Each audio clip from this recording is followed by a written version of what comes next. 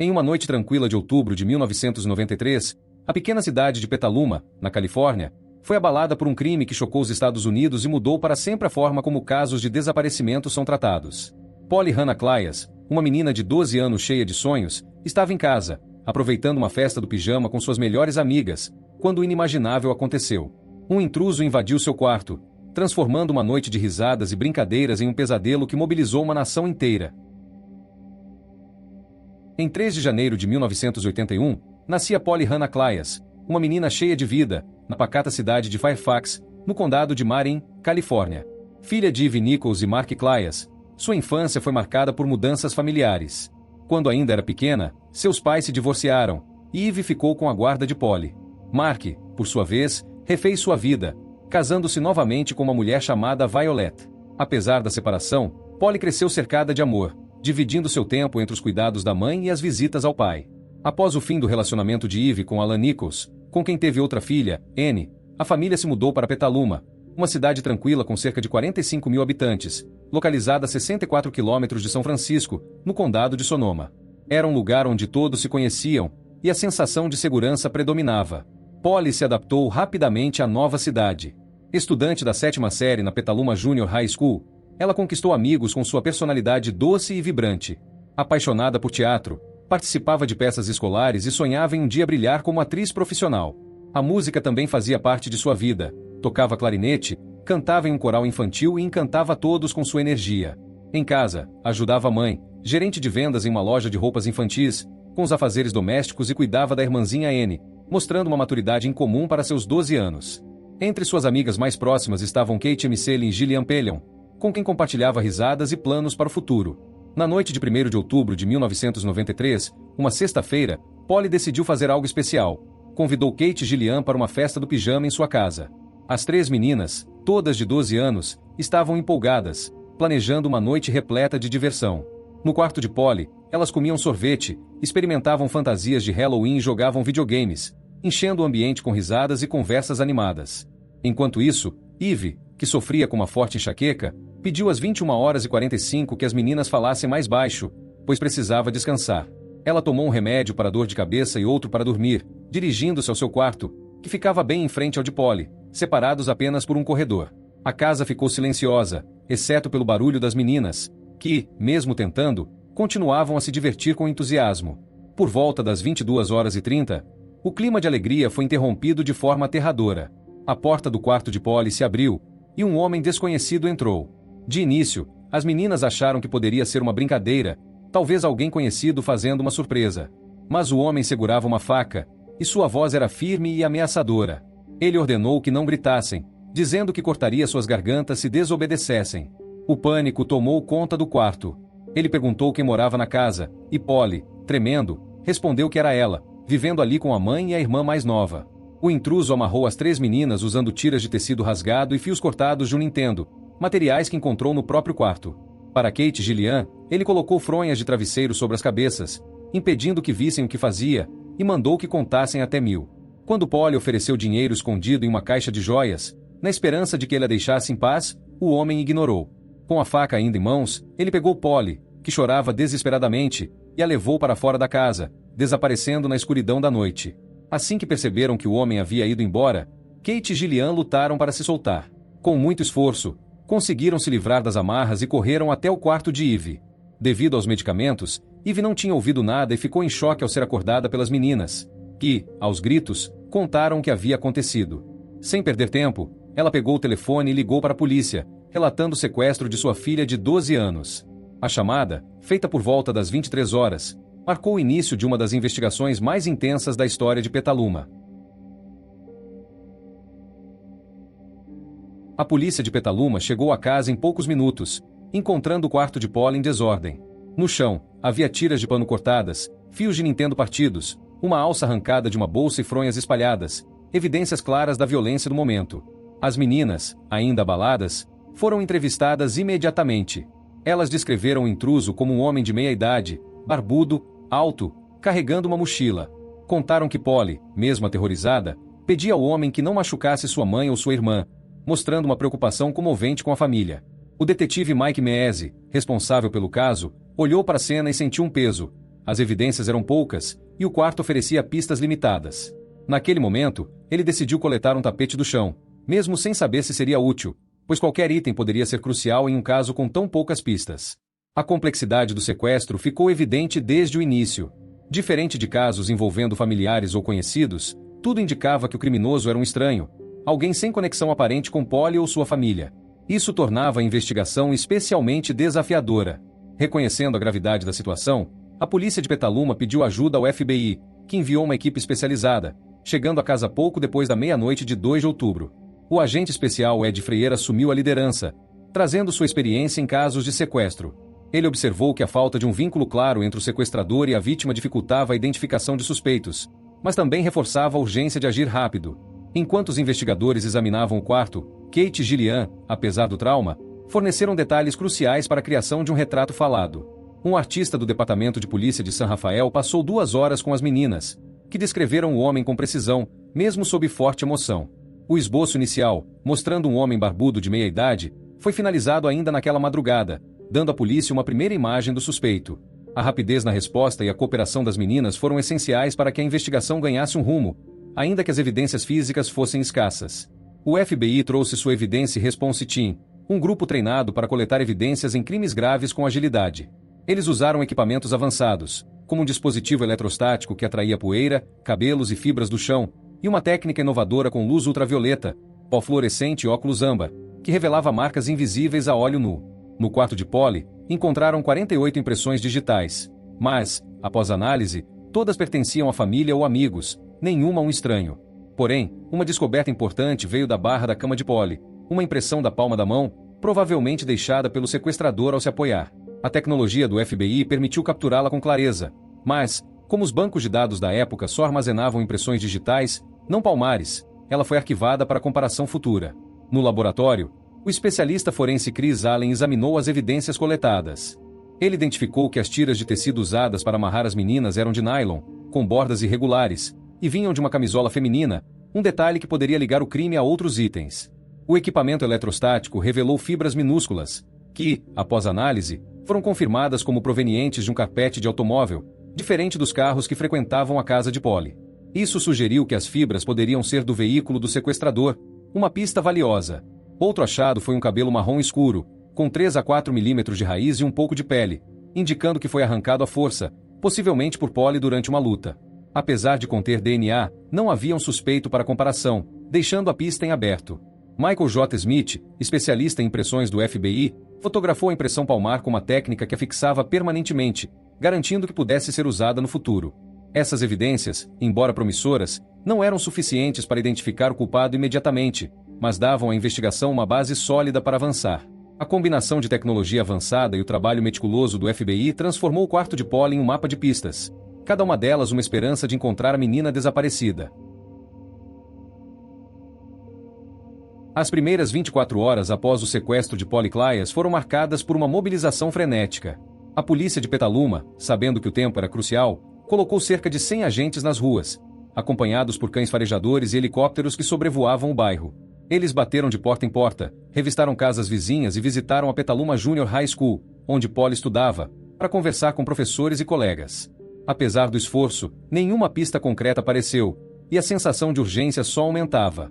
Cada canto da cidade era vasculhado, mas o rastro do sequestrador parecia ter desaparecido junto com Polly. Enquanto isso, testemunhas começaram a surgir com informações que poderiam lançar luz sobre o caso. Thomas George, um menino do bairro, contou à polícia que, por volta das 21 horas do dia 1º de outubro, viu um homem estranho perto da casa de Polly. Ele estava parado, como se observasse a residência, parcialmente escondido nas sombras. Thomas, que conhecia quase todos no bairro, achou aquilo suspeito, especialmente porque o homem ainda estava lá quando ele voltou de uma locadora cerca de 1 hora depois. Sua descrição, um homem de meia-idade, barbudo, era idêntica à fornecida por Kate e Gillian, as amigas de Polly. Outra testemunha, um vizinho chamado Shambu, que morava atrás da casa de Polly, também viu algo incomum. Enquanto jogava videogame, olhou pela janela e notou um homem tentando abrir a porta dos fundos da casa de Polly. Ele descreveu o suspeito de forma semelhante, mas, como Thomas, não achou que fosse algo grave o suficiente para chamar a polícia na hora. Essas observações, embora valiosas, chegaram tarde demais para impedir o crime, deixando os investigadores com uma mistura de esperança e frustração. A comunidade de Petaluma, chocada com o sequestro, se uniu de uma forma nunca vista antes. Voluntários se organizaram rapidamente, distribuindo mais de 50 mil panfletos com a foto de Polly por toda a cidade e além. Um centro de comando de buscas foi montado, funcionando 24 horas por dia, com linhas telefônicas que receberam impressionantes 60 mil ligações de pessoas oferecendo informações. Dessas, 12 mil foram consideradas pistas sérias e encaminhadas ao FBI para investigação. Para coordenar esses esforços, foi criada a Polly Klaas Foundation, que produzia camisetas e fitas com mensagens pedindo notícias de Polly, mantendo a esperança viva. A atriz Winona Ryder, que cresceu em Petaluma e se sentiu pessoalmente tocada pelo caso, ofereceu uma recompensa de $200 mil para quem desse informações que levassem ao retorno de Polly, aumentando a visibilidade da busca. Um marco importante foi o uso da internet, algo novo para a época. Pela primeira vez em um caso de sequestro, a foto de Polly foi digitalizada e compartilhada online, alcançando não só os Estados Unidos, mas também outros países. Essa inovação permitiu que o caso se tornasse viral, com a imagem de Polly aparecendo em TVs, rádios e jornais, sensibilizando milhões de pessoas. A cobertura midiática transformou o desaparecimento em uma causa global, algo raro para 1993. Na comunidade, o apoio também se manifestava em vigílias à luz de velas, onde moradores se reuniam para orar por Polly. Muitos usavam a cor lavanda, a favorita dela, como símbolo de solidariedade, enchendo Petaluma de laços e fitas roxas. Enquanto a busca por Polly se intensificava, a polícia precisava descartar suspeitos para focar na investigação. Como sequestros muitas vezes envolvem pessoas próximas, Mark Klaas, o pai de Polly, foi inicialmente considerado. Ele vivia em Sausalito, a 50 quilômetros de Petaluma, e o divórcio com Eve levantava hipóteses. No entanto, Mark cooperou desde o início, participando ativamente das buscas e fornecendo suas impressões digitais. Quando a impressão palmar encontrada no quarto de Polly não correspondeu à dele, foi rapidamente descartado. O FBI também investigou ex-presidiários registrados como predadores sexuais no condado de Sonoma e áreas vizinhas, entrevistando e checando cada um cuidadosamente. Apesar do esforço, nenhuma pista relevante surgiu, reforçando a teoria de que o sequestrador era um estranho. A investigação enfrentou outro obstáculo: trotes cruéis que desperdiçavam tempo precioso. Cerca de 48 horas após o sequestro, Mark recebeu uma ligação que o encheu de esperança. Uma voz, que ele acreditava ser de Polly, disse que ela estava em um quarto de hotel e que o sequestrador havia saído temporariamente. Antes que pudesse dizer mais, a ligação caiu. A polícia, incapaz de rastreá-la, instalou equipamentos de monitoramento no telefone de Mark, esperando por outro contato. Dias depois, uma segunda ligação semelhante chegou, e dessa vez conseguiram rastrear a origem até uma casa a 50 quilômetros de Petaluma. Uma equipe policial invadiu o local, apenas para descobrir que era um trote feito por uma adolescente, desafiada por amigos a se passar por Polly. A descoberta foi um golpe duro para a família e os investigadores. Outro incidente envolveu um homem chamado James Urd, que ligou exigindo $1.000 como resgate. A polícia rastreou a chamada até um apartamento em Petaluma, mas, ao chegar, constatou que era mais uma farsa. Urd foi preso por tentativa de extorsão e falso sequestro. Cada pista falsa consumia recursos e energia, mas os investigadores não podiam ignorá-las, pois qualquer uma poderia ser a chave para encontrar Polly. Em meados de outubro, a polícia decidiu refinar o retrato falado do sequestrador. Para isso, chamou Jane Boylan, uma artista forense renomada por sua habilidade em acalmar testemunhas e extrair detalhes precisos. Diferente do primeiro esboço, feito sob forte emoção, dessa vez Kate e Gillian estavam mais calmas. Com a abordagem sensível de Jane, que usava técnicas psicológicas para ajudá-las a lembrar, elas forneceram uma descrição mais clara do homem. O novo retrato, muito mais fiel, foi amplamente distribuído, acompanhado da recompensa de $200 mil oferecida por Winona Ryder, renovando as esperanças de que alguém reconhecesse o suspeito. 2 meses após o sequestro, em 28 de novembro de 1993, uma nova pista surgiu em Santa Rosa, a 26 quilômetros de Petaluma. Dana Jaffe, moradora de uma área rural, entrou em contato com a polícia após encontrar itens estranhos em uma mata densa de sua propriedade. Ao inspecionar o terreno, ela descobriu um pedaço de seda transformado em capuz, tiras de fita adesiva, uma meia calça vermelha com cabelo humano preso em um nó e um moletom de tamanho adulto. Esses objetos, espalhados a poucos metros da estrada que levava à sua casa, pareciam fora de lugar e potencialmente ligados ao caso. Dana lembrou de um incidente ocorrido na noite de 1º de outubro, quando sua babá, Shannon Lynch, encontrou um homem suspeito na estrada privada da propriedade. Ele alegou que seu carro estava atolado e insistiu para que Shannon saísse do veículo para ajudá-lo, perguntando o que havia no fim da estrada. Desconfiada, Shannon recusou, dirigiu até um telefone público a 3 quilômetros dali e alertou Dana, descrevendo o homem como selvagem. Dana agiu rápido. Pegou sua filha e um taco de beisebol, foi até a estrada e viu o carro, mas o homem não estava lá. Ela chamou a polícia, e 2 delegados do condado de Sonoma chegaram à meia-noite. Encontraram o homem, que parecia agitado, com folhas no cabelo, suando e com leve cheiro de álcool.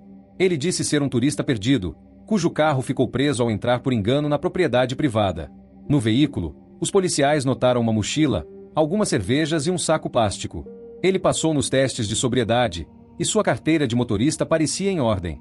Como Dana não quis prestar queixa por invasão, os delegados o liberaram após 45 minutos, sem verificar sua ficha criminal. Ao rever o relatório desse incidente, a polícia percebeu que ele aconteceu na mesma noite do sequestro de Polly, levantando a suspeita de que o homem poderia estar envolvido. Os detetives Mike Meese e Ed Freer, líderes da investigação, não hesitaram. Organizaram uma busca massiva na propriedade de Dana, mesmo enfrentando chuva e neblina que dificultavam a visibilidade. Cerca de 300 voluntários, junto com cães farejadores, se juntaram à operação, vasculhando cada centímetro da mata. Ao chegarem ao local onde os itens foram encontrados, os investigadores sentiram que estavam diante de uma cena de crime. No laboratório do FBI, as evidências coletadas foram analisadas com cuidado. As tiras de tecido encontradas na mata foram comparadas com as do quarto de Polly, e os resultados foram surpreendentes. Elas se encaixavam perfeitamente, como peças de um quebra-cabeça, confirmando que Polly havia sido levada para aquele local após o sequestro. Essa descoberta marcou um ponto de virada, trazendo a investigação mais perto de desvendar o que aconteceu com Polly Klaas. A investigação do sequestro de Polly Klaas tomou um rumo decisivo quando a polícia identificou um suspeito ligado ao incidente na propriedade de Dana Jaffe. Os delegados que abordaram o homem na noite de 1º de outubro, na estrada rural de Santa Rosa, haviam registrado seu nome, Richard Allen Davis, de 39 anos. A descoberta desse nome abriu uma nova fase na busca por respostas, trazendo à tona um passado sombrio que reforçava suspeitas contra ele. Nascido em 2 de junho de 1954, Davis cresceu em um ambiente instável, filho de pais alcoólatras, Bob e Evelyn, que se divorciaram quando ele tinha 11 anos. Diagnosticado com transtorno de personalidade antissocial, ele exibiu comportamentos perturbadores desde a infância, incluindo crueldade contra animais. Sua ficha criminal era extensa. Aos 12 anos, em 1967, foi preso por roubo, e essa foi apenas a primeira de muitas infrações. Anos depois, acumulou novas prisões por roubo, serviu 13 meses no exército antes de ser dispensado por uso de morfina e brigas, e, na década de 1970, foi preso 4 vezes em Redwood City por invasão e arrombamentos. Em 1982, junto com uma cúmplice chamada Sue Edwards, cometeu uma série de crimes, incluindo roubos a bancos, lojas e um restaurante, além de agredir uma mulher com uma pistola, até ser preso durante uma parada de trânsito. Condenado em 1977 a 25 anos por sequestro, conseguiu liberdade condicional em 1982. Mais recentemente, em junho de 1993, havia sido libertado novamente sob condicional após cumprir parte de uma sentença de 8 anos por outro sequestro. A conexão de Davis com Petaluma também chamou a atenção. Sua mãe morava na cidade, o que explicava por que ele estava lá na noite do crime. Quando os investigadores compararam uma foto de prisão de Davis com o retrato falado feito por Jane Boylan, a semelhança era impressionante, aumentando a certeza de que ele era o homem procurado. Com uma pista tão sólida, a polícia agiu rápido. Descobriram que Davis tinha um mandado de prisão pendente por violar sua liberdade condicional, o que deu aos investigadores um motivo imediato para detê-lo. Em 30 de novembro de 1993, durante um patrulhamento de rotina, um delegado avistou uma van conduzida por Davis e o abordou.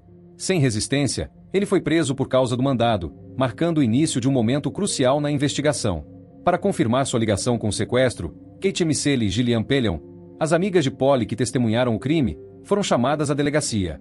Apesar do trauma, elas examinaram uma foto de Davis e, sem hesitar, confirmaram que ele era o homem que invadiu o quarto de Polly na noite de 1º de outubro. A identificação delas foi um golpe decisivo, mas a polícia precisava de mais para garantir que não havia erros. Michael J. Smith, o especialista em impressões do FBI, entrou em ação, comparando a impressão palmar encontrada na barra da cama de Polly com a de Davis. Após uma análise minuciosa, ele confirmou que as impressões eram idênticas, uma correspondência exata que eliminava qualquer dúvida. No posto de comando da investigação, o agente Ed Freire anunciou a descoberta, e a sala explodiu em aplausos, um raro momento de alívio em meio à tensão que dominava o caso. Com Davis sob custódia, os detetives iniciaram um interrogatório, mas ele se mostrou resistente. Mesmo diante das evidências, a identificação pelas testemunhas e a impressão palmar, Davis negou qualquer envolvimento no sequestro.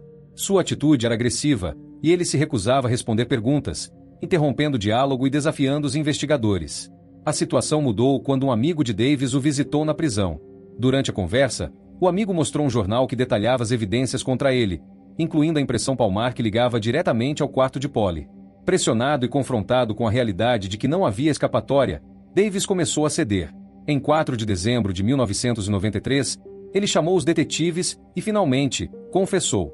Em seu relato, disse que na noite de 1º de outubro tinha um passe para visitar sua mãe em Petaluma, mas acabou bebendo cervejas e comprando maconha de um homem na rua, ficando alterado. Vagou pelo bairro sem um plano claro, procurando casas com portas ou janelas abertas. Ao encontrar a casa de Polly, entrou por uma janela, ouviu vozes e pegou uma faca na cozinha. Ele afirmou não se lembrar de entrar no quarto ou sequestrar Polly, mas disse que, em algum momento, acordou dirigindo com ela amarrada ao seu lado, chorando e reclamando que suas mãos doíam por causa das amarras. Davis contou que afrouxou os nós e dirigiu até uma estrada secundária, onde seu carro atolou. Carregou Polly por cerca de 27 a 30 metros até um barranco, deixando-a lá, segundo ele, para encontrar o caminho de volta. Após ser liberado pelos policiais que o abordaram na propriedade de Dana Jaffe, ele voltou ao local e decidiu se livrar dela.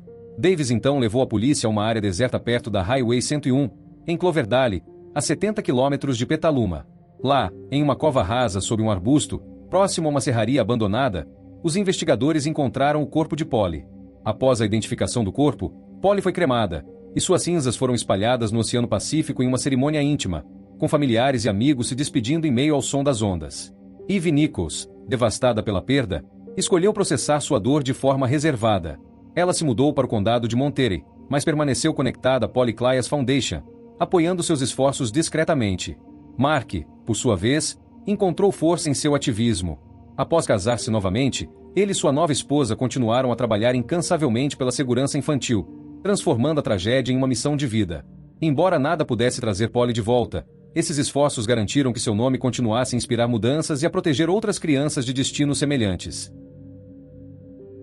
O julgamento de Richard Allen Davis começou em 1996, no Tribunal Superior de San José, e durou 10 semanas.